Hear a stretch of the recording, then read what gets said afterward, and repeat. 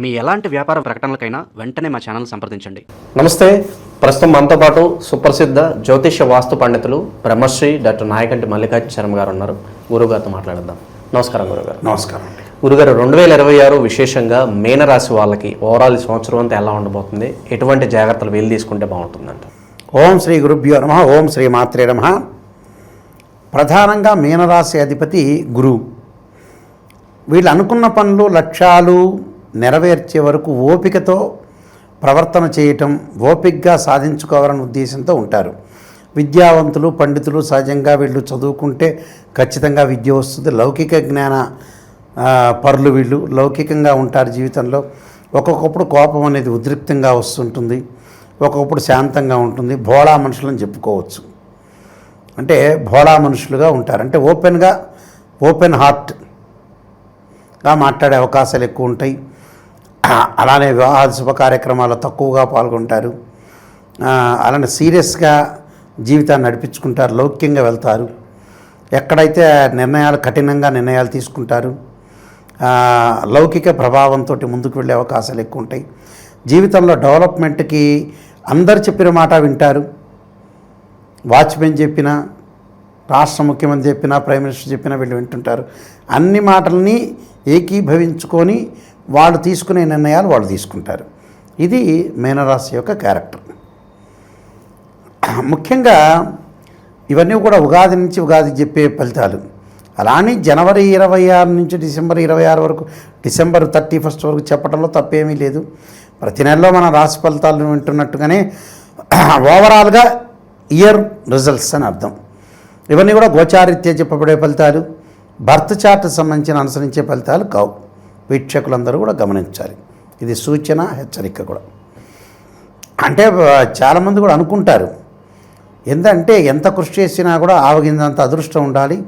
ఆ అదృష్టమే గోచారం, నిమిషంలో మారిపోవటం.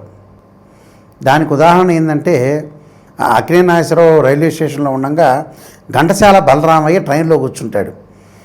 అక్కినేని నాగేశ్వరరావు చిన్నపిల్లగాడు ఇలాగా చూస్తూ ఉంటాడు. చూడంగానే ఈ అబ్బాయి క్యారెక్టర్ సరిపోతాడు అనుకొని తీసుకొచ్చి ట్రైన్లో కూర్చోబెడతాడు. ఆయన ఏ పేపర్ చదువుతున్నా, ఏ వాష్రూమ్లోకి వెళ్ళినా, తల గీక్కుంటున్నా, ఇటు పక్కన ఎవరితోనా మాట్లాడుతున్నా కూడా నా అదృష్టం అనేది ఉండేది కాదేమోనని సుప్రసిద్ధ నటులు డాక్టర్ అక్కినేని నాగేశ్వరరావు గారు చెప్తుంటారు. అలానే అదృష్టం అనేది ఆవగింజంతా. ఎప్పుడైనా అదృష్టం కలిసి రావచ్చు. ఆ అదృష్టం కలిసి వచ్చేది గోచారం. ఇక్కడ ముఖ్యంగా ఈ రాశి వాళ్ళకి, మీనరాశి వాళ్ళకి చూసుకునేటట్టయితే 2వ తారీఖు నుంచి కర్కాటక రాశిలో గురువు ప్రవేశంతో జూన్ 2 నుంచి అక్టోబర్ 31 వరకు కూడా ఫైనాన్షియల్ పరంగా ఎదుగుదల బాగుంటుంది. ఇన్కమ్ అనేది గ్రోత్ అవుతుంది. నిరుద్యోగులకి వాళ్ళు ఆశించిన దానికంటే కూడా మంచి ఉద్యోగం రావటం, జాయింట్దారులు బాగా కలిసి రావటం, వ్యాపార పరంగా అనుకూలంగా ఉండే అవకాశాలు ఎక్కువ ఉంటాయి. ఫైనాన్షియల్ పరంగా మటుకు వీళ్ళకి ఇన్కమ్ అనేది గ్రోత్ అవుతుంది. ఆర్థిక పరంగా ఆదాయం బాగా పెరిగే అవకాశాలు ఖచ్చితంగా ఉంటాయి. అంటే ఫైనాన్షియల్ మ్యాటర్ సంబంధించిన విషయాల్లో చాలా అద్భుతమైన రిజల్ట్స్ వచ్చే అవకాశాలు ఎక్కువగా ఉంటాయి. అంటే గురుబలం అనేది చాలా బాగుంది. తర్వాత సింహరాశిలోకి ప్రవేశించినా కూడా వీళ్ళకి అనుకూలమైన ఫలితాలు ఎక్కువ వచ్చే అవకాశాలు ఉంటాయి. ఎందుకంటే రాష్ట్రాధిపతి పంచమ స్థానంలో ఉండటం వల్ల మంచి లాభాలు కలుగుతాయి. అక్టోబర్ 31 నుంచి ఆ డబ్బులు వచ్చిందని ఖర్చు పెడతారు. అది అంటే జూన్ 2 నుంచి సంపాదిస్తారు అక్టోబర్ 31 వరకు. తర్వాత 31 తర్వాత ఈ డబ్బులు వచ్చినవి లగ్జరీగా ఖర్చు చేసే అవకాశాలు ఉంటాయి. అంటే మీన రాశి వాళ్ళు సహజంగా లగ్జరీగా ఉండాలని ఆలోచన చేస్తారు. లగ్జరీగా ఉండాలి, డెవలప్మెంట్ చెందాలి, అందరిలో నేను ఉండాలి. ఆ మోడల్లో ఉన్న వ్యక్తులు మీన రాశి వాళ్ళు. అంటే 10 మందిలో 6, 4 కాకపోవచ్చు. మన వీక్షకులు ఎంబటే నోట్ చేసుకుంటారు ఈ పాయింట్. నోట్ చేసుకుంటే గురువుగారు ఇలా కాదండి మేము పిచ్చినార్తనంగా ఉన్నా అనే వ్యక్తులు కూడా ఉన్నారు. మీన రాశిలో వ్యసనపరులు ఉన్నారు, వ్యసనం లేని వాళ్ళు ఉన్నారు. ఇందులో క్యారెక్టర్ గుడ్ ఉన్న వాళ్ళు ఉన్నారు, వ్యసనపరులు ఉన్నారు. కొంతమంది ఎక్కువ పర్సెంట్ స్త్రీలోలుడు అనేవాళ్ళు ఉన్నారు. ఉమనైజేషన్ మనుషులు ఉండేవాళ్ళు కూడా ఉన్నారు. ఇందులో తప్పేం లేదు. అయితే ఏంటంటే ఇక్కడ ఈ గురుబలం అనేది చాలా అద్భుతంగా ఉంటుంది. ఆర్థిక పరంగా నూతన ఉద్యోగ ప్రయత్నాలు, జాయింట్ వ్యాపారాలు, విద్యార్థులు అనుకూలమైన కాలం, స్త్రీలకు ఉన్నతమైన అభిప్రాయాలు కలిగి డెవలప్మెంట్ కావాలని ఒక ఆశిస్తూ ఉంటారు. ఒక డిజైర్ వాళ్ళ యొక్క కోరిక. లైఫ్ను కూడా ఎన్హాన్స్ చేసుకునే అవకాశాలు ఎక్కువగా ఉంటాయి. మరి మిగతా గ్రహాల యొక్క ప్రభావాన్ని చూస్తే శని వక్రగతిలో పొందుతాడు. జూలై 25 దగ్గర నుంచి డిసెంబర్ 10 వరకు కూడా రమారమి 140 రోజుల పాటు శని వక్రగతిలో పొందటం వల్ల మీనరాశి వాళ్ళకి లాభమే. అంటే ఆరోగ్యం అనేది కొంత కుదుటపడుతుంది అని అర్థం. ఆరోగ్యము దీర్ఘకాలిక వ్యాధులు ఉన్న వాళ్ళు కూడా కొంత అనుకూలంగా ఉంటారు. ఎలాంటి ప్రాబ్లమ్స్ లేకుండా ముందుకు వెళ్ళే అవకాశాలు ఎక్కువ ఉంటాయి.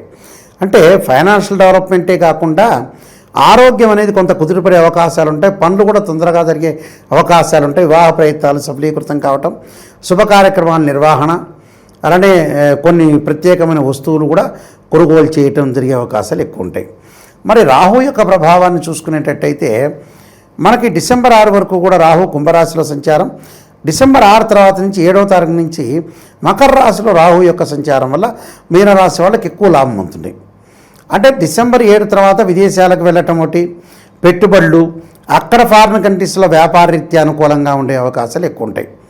అంటే సినిమా రంగం వాళ్ళకి కానీ, కళాకార రంగం వాళ్ళకి కానీ, మెడికల్ ల్యాబొరేటరీస్ వాళ్ళకి కానీ, అలాంటి రియల్ ఎస్టేట్ కానీ, కన్స్ట్రక్షన్ వాళ్ళకి కానీ అందరికీ కూడా డిసెంబర్ 6వ తారీఖు తర్వాత ఇంకెక్కువ బాగుంటుంది. ఇప్పుడు బాగుంది గురుబలం వల్ల, నెక్స్ట్ అందుకునేవాడు రాహు వల్ల కూడా టోటల్గా బాగుంటుంది. అంటే ఫైనాన్షియల్ పరంగా టోటల్ ఇన్కమ్ బాగుంటుంది. అంటే దాదాపు 85% బాగుంటుంది అని అర్థం. అలానే కేతు యొక్క బలాన్ని మనం చూసుకునేటట్టయితే మీనరాశి వాళ్ళకి సింహరాశిలో కేతు ఉన్నాడు. సింహరాశిలో కేతు ఉంటే ప్రజెంట్ సిచ్యువేషన్ డిసెంబర్ 6 వరకు బాగుంటుంది. ఏం ప్రాబ్లం ఏం లేదు. ఫైనాన్షియల్ గ్రోత్, తీర్థయాత్రలు, పుణ్యక్షేత్రాలు, కోర్టు సమస్యల పరిష్కారం కావటం, అన్నదమ్ముల మధ్యలో మ్యూచువల్ అండర్స్టాండింగు, అలానే ఉన్నతమైన పదవులు పొందే అవకాశాలు ఎక్కువగా ఉంటాయి. డిసెంబర్ 7 నుంచి పంచమ స్థానంలో రావటం వల్ల స్థానచలనం జరగటం ఒకటి, ప్రమాదాలు, కొంత యాక్సిడెంట్ జరిగే అవకాశాలు ఎక్కువగా ఉండటం, ప్రమాద సూచనలు, అగ్నికి సంబంధించిన ప్రమాదాలు, నీటికి సంబంధించిన ప్రమాదాలు, యాక్సిడెంట్ జరిగే అవకాశాలు ఎక్కువ ఉంటాయి. డిసెంబర్ 6 నుంచి తర్వాత డిసెంబర్ 7 నుంచి కొంత జాగ్రత్త ఉండాలి. అంటే ప్రమాదాలు జరగకుండా చూసుకోవాలి. ప్రమాదాల విషయంలో కొంత జాగ్రత్తగా ఉంటే మిగతావన్నీ టోటల్గా ఎవ్రీథింగ్ విల్ బీ ఓకే అని చెప్పుకోవచ్చు. మిగతా గ్రహాలను కూడా చూస్తే టోటల్గా వీళ్ళకి ఆర్థిక పరంగా అనుకూలంగా ఉంటుంది. గౌరవ మర్యాదలు బాగా పెరుగుతాయి. ఫైనాన్షియల్ డెవలప్మెంట్ బాగుంటుంది. రెస్పెక్ట్ అనేది బాగా పెరుగుతుంది. టోటల్ ఆల్ ప్లానెట్స్ని అనాలిసిస్ చేస్తే టోటల్గా ఎవ్రీథింగ్ విల్ బీ ఓకే అని చెప్పుకోవచ్చు. వీళ్ళకి 85% మార్కులు పడతాయి అవుట్ ఆఫ్ 100. అంటే టోటల్గా బాగుంది. మరిన్ని ఫలితాలు మెరుగుపడాలంటే కొన్ని రెమెడీస్ చేసుకొని ముందుకెళ్తే మంచి ఫలితాలు జరిగే అవకాశాలు ఎక్కువ ఉంటాయి. ఇక వీళ్ళకి ఎలాంటి పరిహారాలు బాగుంటాయి అంటారు ఈ సంవత్సరం అంతా కూడా చేసుకోవడానికి వీలుగా? తప్పకుండా వీళ్ళు చేయాల్సిన పరిహారాలు ఏంటంటే సూర్య నమస్కారాలు, విష్ణు సహస్రనామం, లలితా సహస్రనామ పాలన చేయటం, ఎక్కడైనా సరే అష్టాదశ శక్తిపీఠాల అమ్మవారి యొక్క దర్శనం, శ్రీశైలం కానీ, కాశీ విశ్వనాథ్ కానీ, పిఠాపురం కానీ, జోగులాంబ, గద్వాల జోగులాంబ కానీ అమ్మవారి యొక్క శక్తిపీఠాలు ఉంటాయి. మన తెలంగాణ ఆంధ్రాలోనే ఉన్నాయి. ఆంధ్రాలో వచ్చేటప్పుడు శ్రీశైలం భ్రవరాంబికా పీఠం ఉంది, పిఠాపురం పురోహితిక అమ్మవారు, తెలంగాణ వచ్చేటప్పటికల్లా గద్వాల డిస్టిక్ జోగులాంబ, ఇలా దగ్గర మన తెలుగు వాళ్ళైతే. ఇక నార్త్ ఇండియా వాళ్ళు, మిగతా వాళ్ళైతే కాశీ, ఉజ్జయిని ఇలాంటి వాటిల్లో వీళ్ళు అమ్మవారి యొక్క దర్శనాన్ని చేసుకోవటం మంచిది. ఈ శక్తి లేదు గురువుగారు అంటే వాళ్ళ దగ్గరలో ఉన్న అమ్మవారి యొక్క దర్శనం చేసుకోవటం కూడా చాలా మంచిది.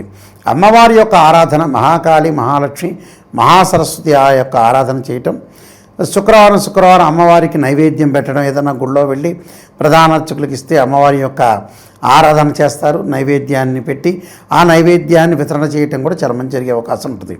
వీరైతే అమ్మవారి దేవి నవరాత్రులు వస్తాయి కదా, అమ్మవారికి చీర, స్త్రీలు, అలానే గాజులు, కుంకుమ బొట్టు ఇలాంటివన్నీ కూడా ఇవ్వటం మంచిది. ఇలాంటి వల్ల కూడా మంచి జరిగే అవకాశాలు ఖచ్చితంగా ఉంటాయి. ఓవరాల్గా ఈ సంవత్సరం అంతా మీనరాశి వాళ్ళకి ఏ విధంగా ఉంటుంది అనేది అద్భుతంగా వివరించారు. నమస్కారం.